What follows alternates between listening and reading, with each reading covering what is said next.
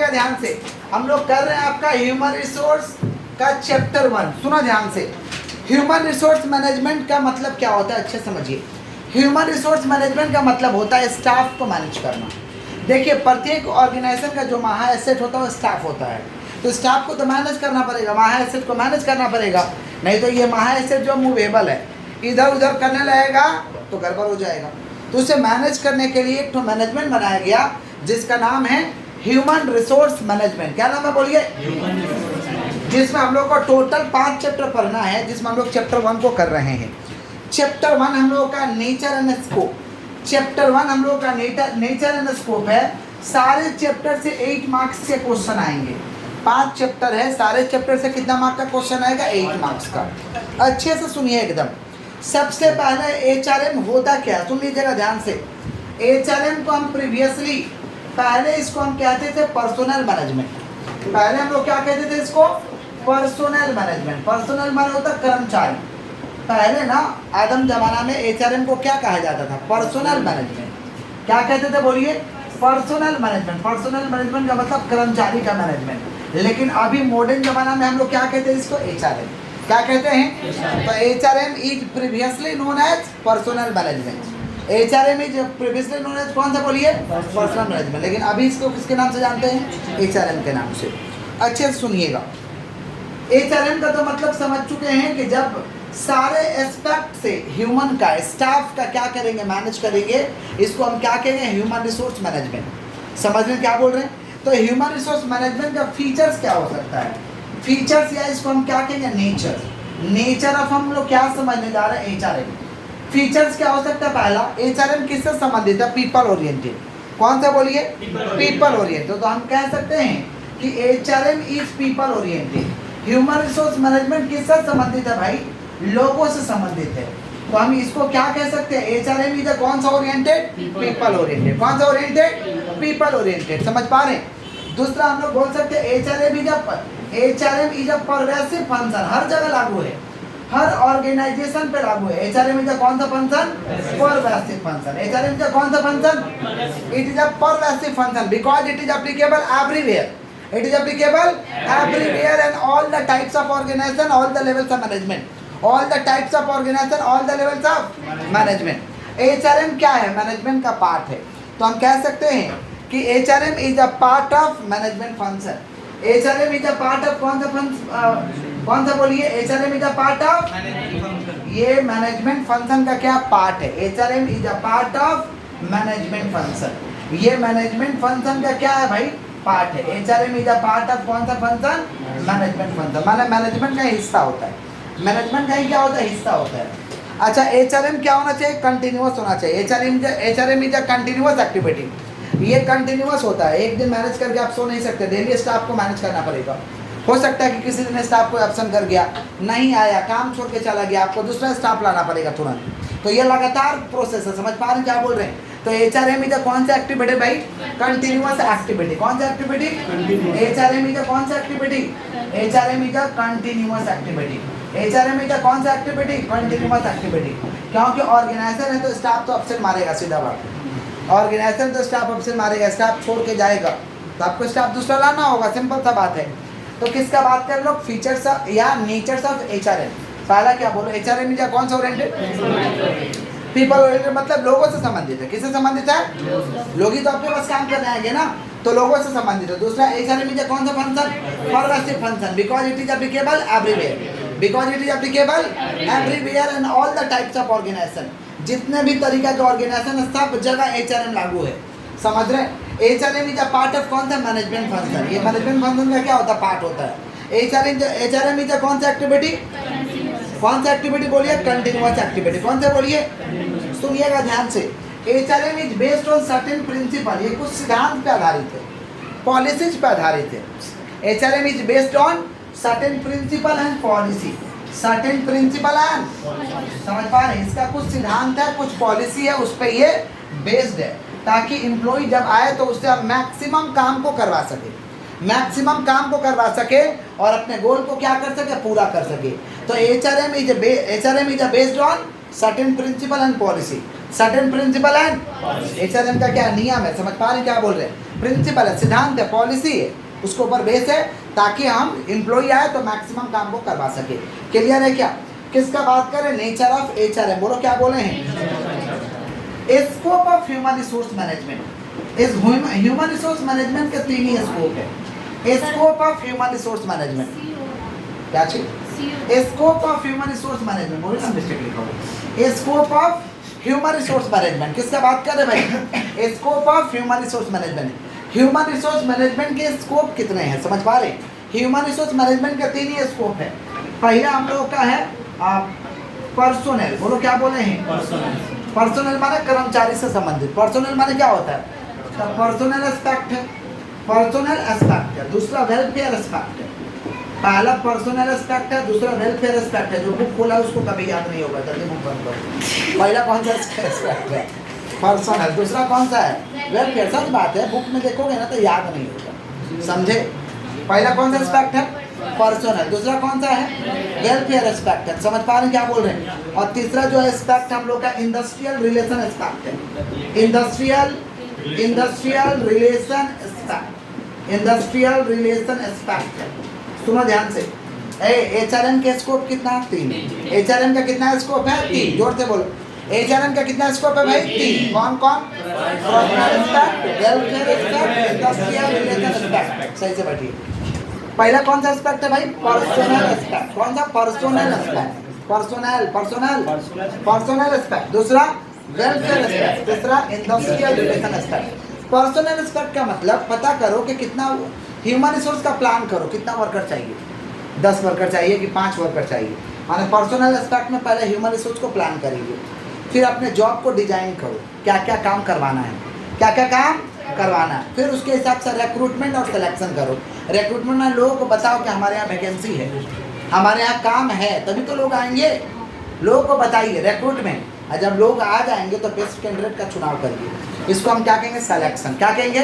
Selection. समझ पा रहे? सिलेक्शन हो गया तो उसको ट्रेनिंग डेवलपमेंट दो, ट्रेनिंग दो, काम सिखाओ। वो काम आपके बारे में थोड़ी जानता है। आपका काम एम्प्लॉय को क्या पता है? आपका काम एम्प्लॉय को नहीं पता है, उसको क्या दीजिए? ट्रेनिंग और डेवलपमेंट दीजिए। समझ में क्या बोल रहे हैं? फिर काम सीख गया तो वर्क प्लेस पे ले जाके जान पहचान करवा दीजिए। ओरिएंटेशन एंड इंडक्शन, जान पहचान करवा दीजिए। नया एम्प्लॉय है, ये काम को करेगा, जान पहचान करवा दीजिए। और उसके परफॉर्मेंस अप्रेजल को मापिए, कितना काम कर रहा, काम करने वाला वर्कर है कि फाकीबाज वर्कर है। समझ पाने क्या बोल रहे हैं? कि मूर्ख बनाने वाला वर्कर है। हर तरीका का वर्कर होता है।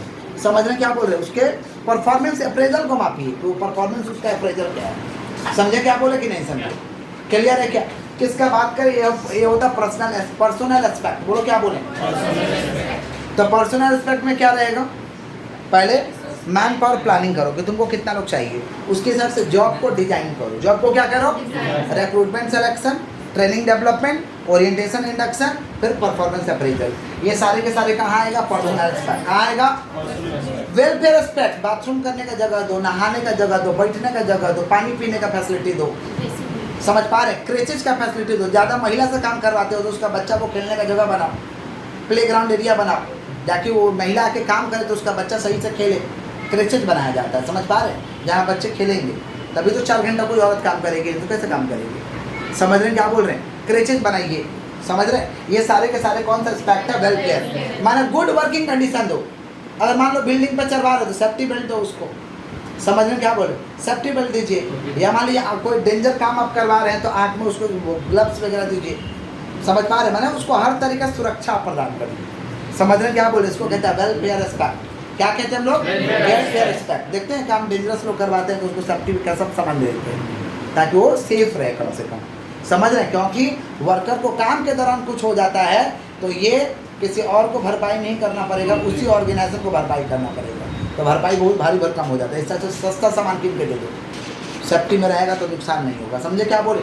इसको हम क्या कहते हैं? Welfare aspect. क्या कहते हैं? नेक्स्ट है industrial relation aspect. Industrial relation aspect का मतलब होता है कि ट्रेड यूनियन के साथ अच्छा आप संपर्क बना कर रखें, जिससे लॉकआउट ना हो, स्ट्राइक ना हो। लॉकआउट, स्ट्राइक, ये सबसे हम बचे। समझ रहे हैं क्या बोल रहे हैं? तो ट्रेड यूनियन जो व्यापारी संघ है उसके साथ बढ़िया कॉर्डियल रिलेशन बना कर रखें, बढ़िया वाला रिलेशन को बना कर रखिए। इसको हम कहते हैं इंडस्ट्रियल रिलेशन एस्पेक्ट। क्या कहते हैं हम लोग? Industrial relation aspect. क्लियर है क्या? ये क्या स्कोप ऑफ HRM? बोलो क्या बोले हैं? समझ रहे हैं? फंक्शन ऑफ एचआरएम, एचआरएम का ह्यूमन रिसोर्स मैनेजमेंट का 3 ही फंक्शन है। ह्यूमन रिसोर्स मैनेजमेंट का 3 फंक्शन है। क्या समझ में आ रहा है? फंक्शन ऑफ एचआरएम, जोर से बोलो, फंक्शन ऑफ एचआरएम। पहला फंक्शन है उसका मैनेजरियल फंक्शन, मैनेजर के तौर पे काम करेगा। मैनेजरियल फंक्शन, कौन सा फंक्शन? Managerial function. पहला कौन सा फंक्शन है भाई? मैनेजरियल। दूसरा ऑपरेटिंग फंक्शन के तौर पे काम करेगा, ऑपरेटिंग फंक्शन काम को करवाएगा आपका। और तीसरा जो है एडवाइजरी फंक्शन, एडवाइज करेगा टाइम। एडवाइजरी फंक्शन, कौन सा फंक्शन? एडवाइजरी। ये कितना फंक्शन है बताओ? 3। कौन कौन? Managerial, operating, advisory. बोलो क्या बोलो? जोर से बोलो। मैनेजरियल फंक्शन में ना प्लान करेगा कितना मैन पावर चाहिए, प्लानिंग करेगा, उसके हिसाब से काम को अरेंज करवाएगा, ऑर्गेनाइजिंग करेगा। समझ रहे हैं क्या बोल रहे हैं? उसके हिसाब से काम को बताएगा कैसे कैसे करना, डायरेक्ट करेगा, डायरेक्टिंग करेगा, समझ, उसी के हिसाब से काम को कंट्रोल करेगा। इसको कहते हैं मैनेजरियल फंक्शन। क्या कहते हैं? हम लोग ठेका देते हैं ना कि तुम काम करवाएगा, सब तुम्हारा जिम्मेवारी है। एक तो हेड बना देते, एचआर मैनेजर बना देते। समझ पा रहे? एचआर मैनेजर सुने हो नाम कि मेरा दोस्त एचआर मैनेजर है, मैंने 10 लोगों को खटवाता है, वो 10 लोग खटवाता है, 10 लोग का वो मालिक है उस समय। समझे क्या बोले? तो एचआर मैनेजर माने उसके अंदर कौन सा फंक्शन है? मैनेजरियल फंक्शन है। कौन सा फंक्शन है? तो क्या करेगा? पहले ह्यूमन रिसोर्स को प्लान करेगा कि कितना वर्कर में काम हो जाएगा, समझ रहे? घटेगा तो वर्कर लेके आएगा, ह्यूमन रिसोर्स प्लानिंग करेगा, फिर काम को क्या करेगा? अरेंज करवाएगा, ऑर्गेनाइजिंग, प्लानिंग, ऑर्गेनाइजिंग। फिर वर्कर को क्या करेगा? डायरेक्टिंग, बताएगा कैसे काम को करना है, इश्यूइंग इंस्ट्रक्शन, गाइडिंग, मोटिवेटिंग, इसको डायरेक्टिंग कहते हैं। और फिर कंट्रोल करेगा उसको कि सब लोग काम सही से करे, समझ पा रहे? सही समय पे आए, सही से करे, सही ढंग से करे, फाकी कोई ना मारे, कंट्रोलिंग करेगा। ये कौन सा फंक्शन है? मैनेजरियल। कौन सा फंक्शन? तो मैनेजरियल फंक्शन में 5 पॉइंट लिखना होता है। क्या क्या? Planning, organizing, planning, organising, directing, controlling. माफ करेगा 4 point. Planning, organising, directing, controlling. बोलो क्या बोले? Planning, organising, directing, controlling. ये कौन सा फंक्शन है? Managerial function. कौन सा function? Operating function. Operating function का मतलब क्या होता है? आपके काम को क्या करेगा? ऑपरेट कराएगा। ऑपरेट कराएगा मतलब वर्कर को रिक्रूटमेंट सिलेक्शन कराएगा। वर्कर घट गया तो लोगों को बताएगा कि हमारे यहाँ वैकेंसी है, लोग आएंगे तो सेलेक्ट करेगा उसमें से, रिक्रूटमेंट सिलेक्शन।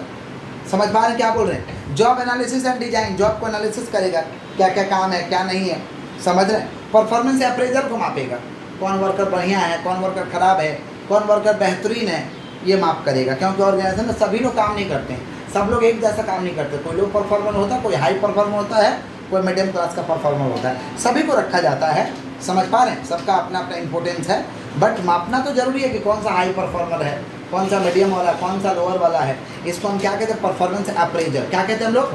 Performance appraisal. ये आपको मापना पड़ेगा कि वो काम कैसा करता है, समझे? ट्रेनिंग डेवलपमेंट दो, टाइम टू टाइम ट्रेनिंग दो।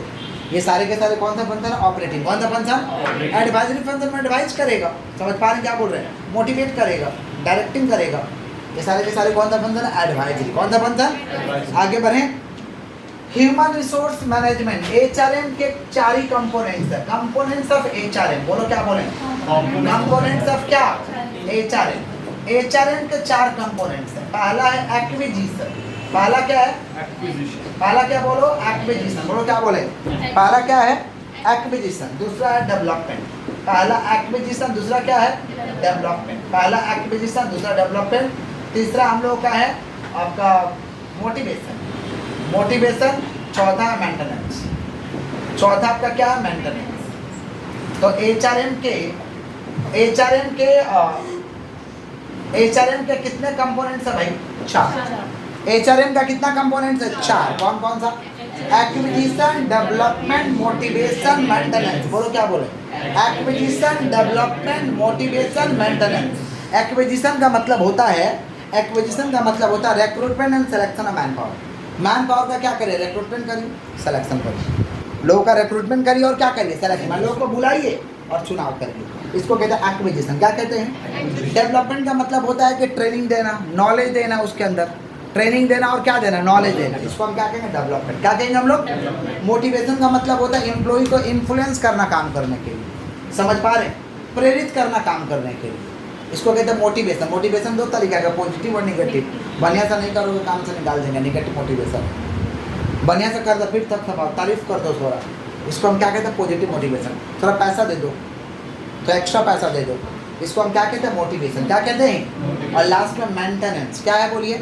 मेंटेनेंस का मतलब होता है कि स्टाफ को लॉन्ग लास्टिंग हमें टिकाना है। समझ पा रहे हैं क्या बोल रहे हैं? माने retaining employ in the organization, कैसे एम्प्लॉय हमारे ऑर्गेनाइजेशन में रहे, एम्प्लॉय छोड़ के जाए नहीं, कैसे एम्प्लॉय हमारे ऑर्गेनाइजेशन में रहे, बार बार एम्प्लॉय छोड़ के हमारे यहाँ से जाए नहीं, ये आपको मेंटेन करना होगा। इसको हम क्या कहते हैं? मेंटेनेंस। क्या कहते हैं? तो एचआरएम के कितने कंपोनेंट्स हैं भाई? 4। एक्विजिशन माने क्या करना?